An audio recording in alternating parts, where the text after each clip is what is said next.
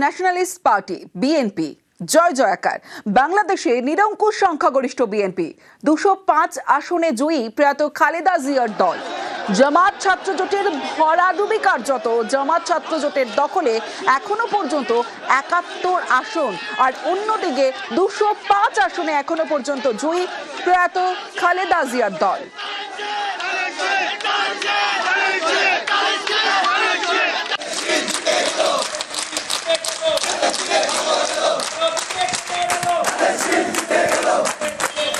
প্রত্যেকের নজর ছিল, অর্থাৎ গোটা বিশ্বের নজর ছিল বাংলাদেশের ভোটের ফলাফলের দিকে, এবং গতকাল ভোটের পরেই যে ফলাফল, সেই ফলাফলের দিকে নজরে দেখা যাচ্ছে যে বাংলাদেশে সেখানে নিরঙ্কুশ সংখ্যাগরিষ্ঠতা।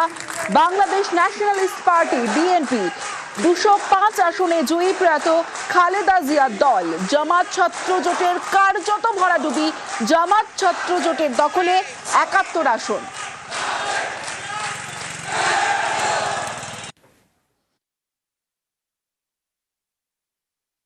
আপনার চট্টগ্রামের দুটো আসনের ফলাফল মানুষ নির্দেশ অনুযায়ী আপনাদের সাথে কাছে 207 আসনের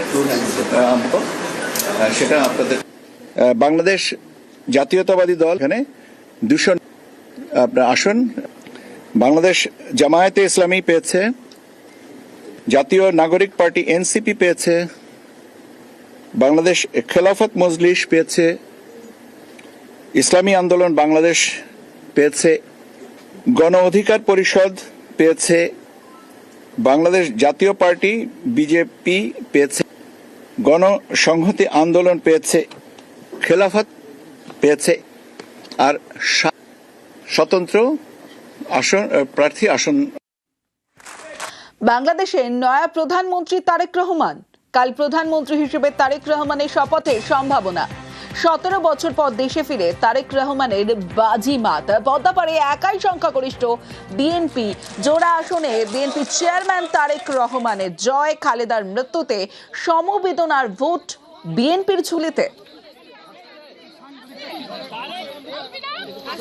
জামাতের বিরুদ্ধে বাংলাদেশের রায়। বাংলাদেশের ভোটে জামাত ছাত্র জোটের লড়াই।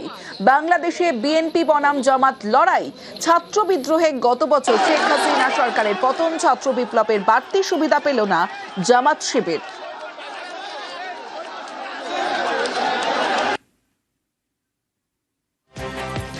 সংবিধান সংশোধনে বাংলাদেশে গণভোট। সংবিধান সংশোধনের পক্ষে ভোট 60%।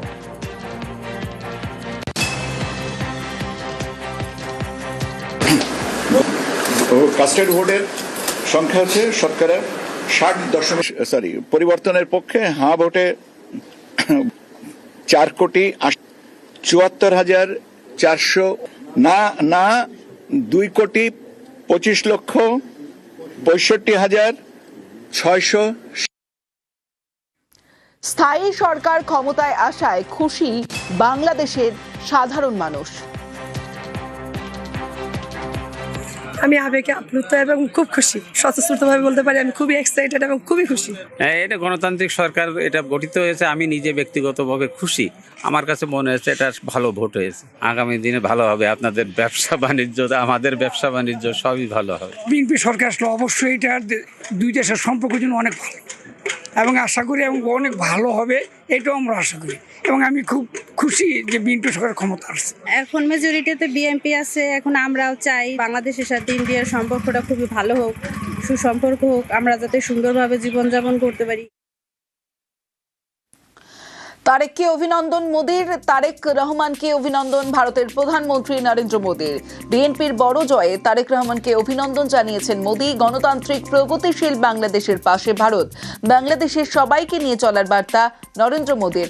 আপনার নেতৃত্বে মানুষের আস্থার প্রতিফলন, এক্স হ্যান্ডেলে মন্তব্য করেছেন প্রধানমন্ত্রী। দুদেশের উন্নয়নে একযোগে কাজের বার্তা ভারতের প্রধানমন্ত্রী নরেন্দ্র মোদির।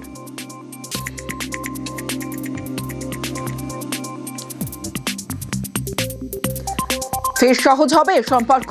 বিএনপি জয়ে ফিরবে ভারত বাংলাদেশের মৈত্রী। ভারতের সঙ্গে আগেই সুসম্পর্কের ইঙ্গিত তারেক রহমানের। বাংলাদেশের প্রধানমন্ত্রীতে দৌড়ে এগিয়ে তারেক রহমান।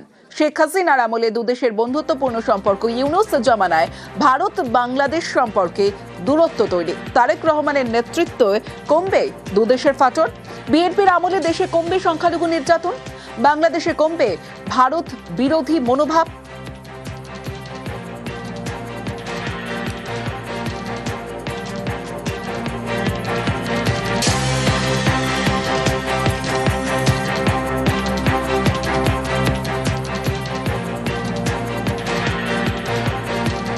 তারেক জিয়া কিন্তু একটা বার্তা দিয়েছেন নির্বাচনের আগে যে ভারতের সাথে আমরা সুসম্পর্ক বজায় রেখেই চলবো, আমরা কোনো নির্দিষ্ট রাষ্ট্রের প্রতি ঝুঁকবো না। ভারতের তরফ থেকে কিন্তু একটা বার্তা দেওয়া হয়েছে যে বাংলাদেশে যে গণতান্ত্রিক সরকার আসে বিএনপি নেতৃত্বে, তাহলে ভারত তার সাথে সম্পর্ক মজবুত হবে। রাজ্যে বিএনপি জামাতে জোট ছিল 2001 থেকে 2006, সেই সময় কিছু ভারত বিরোধিতা হয়েছিল, সংখ্যালঘুদের উপর অত্যাচার হয়েছিল, কারণ জামাত ছিল জোট সঙ্গী। এবার যেহেতু তারা বুঝতে পেরেছে জামাতের সাথে জোট বাঁধলে তাদের ইমেজ খারাপ হবে, তারা জামাত থেকে সরে এসছে, জামাতকে তারা বিরোধী রাষ্ট্রে বসিয়েছে। আমি বিশ্বাস করি এই তারেক জিয়া যে তার বক্তব্য আমি শুনলাম বিগত কয়েক মাস, অনেক ম্যাচিউর, অনেক ব্যালেন্স বলছেন, এবং তার যে জনপ্রিয়তা গ্রহণযোগ্যতা আমি লক্ষ্য করলাম। তাহলে আমার মনে হয় তিনি ক্ষমতায় এলে আগেরকার খালেদা জিয়ার সময় যে সরকার ছিল বিএনপি পরিচালিত, তার চেয়ে অনেকটা ভালো হবে। ফের সহজ হবে সম্পর্ক, বিএনপির জয়ে ফিরবে ভারত বাংলাদেশের মৈত্রী, ভারতের সঙ্গে আগেই সুসম্পর্কের ইঙ্গিত তারেক রহমানের। বাংলাদেশের প্রধানমন্ত্রীত্বের দৌড়ে এগিয়ে তারেক রহমান, শেখ হাসিনার আমলে দুদেশের বন্ধুত্বপূর্ণ সম্পর্ক আর ইউনূস জমানায় ভারত বাংলাদেশ সম্পর্কে দূরত্ব তৈরি হয়। তারেক রহমানের নেতৃত্ব কমবে দুদেশের ফাটল, বিএনপির আমলে দেশে কমবে সংখ্যালঘু নির্যাতন, বাংলাদেশে কমবে ভারত বিরোধী মনোভাব। ভারতকে দেখতে হচ্ছে এভাবে কিভাবে এই নির্বাচন উত্তর পরিবেশ করে উঠবে। আমার মনে হয় ভারত দেখবার চেষ্টা করবে এই সরকার প্রথমত কি নীতি গ্রহণ করে। গণভোটের যে মুখ্য বিষয় ছিল জুলাই সনদের সমর্থনে ভোট না তার বিপক্ষে ভোট, তার পূর্ণ রূপটা কিন্তু আমাদের এখনো সামনে এসে পৌঁছয়নি। সংস্কারমুখী দিকগুলো এবং সংস্কার বিরোধী যেসব শক্তি রয়েছে, যার মধ্যে একটি রাজনৈতিক দল অংশগ্রহণ করেছে। সুতরাং এই গণভোটের বিষয়টাও কিন্তু সরকার দেখবার চেষ্টা করছে। নতুন যে রাজনৈতিক দল ক্ষমতায় আসছেন তারা কিভাবে এই বিষয়টাকে গ্রহণ করবে কি গ্রহণ করবে না, সেটাও ভারত সরকার দেখবে। সত্যি কি এই নির্বাচন জনগণের রায়ের প্রতি আস্থাশীল ছিল? যে নির্বাচন অনুষ্ঠিত হলো একটি প্রধান রাজনৈতিক দলকে নিষিদ্ধ করে, অভিযোগগুলোর সত্যতা যাচাই করবার অধিকার প্রত্যেক দেশের নাগরিকদের থাকার কথা। একটা বড় সংখ্যক মানুষ যারা গণতন্ত্রে বিশ্বাসী, তারা ওই নেই মামার চেয়ে কানা মামা ভালো ওয়ার্স্টের থেকে না গিয়ে তার অল্টারনেটিভ হিসেবে বিএনপিকে বেছে নিয়েছে। বাংলাদেশের আরবান অঞ্চলে ভোটের হার কম, কিছু অংশ আওয়ামী লীগের ভোট কিন্তু বিএনপিকে বেছে নিয়েছে এই কারণে, কারণ আর একটা ভয়ঙ্কর বিপদ দাঁড়িয়ে রয়েছে। সেই বিপদটার ক্ষেত্রে কারা কারা ছিলেন জামাত দেখতে পাচ্ছি, কিন্তু শুধুই কি তারা, তার সঙ্গে আর কারা কারা সাঙ্গপাঙ্গ ছিল সেই ছবিটা এখনো খুব স্পষ্ট আমাদের কাছে নেই।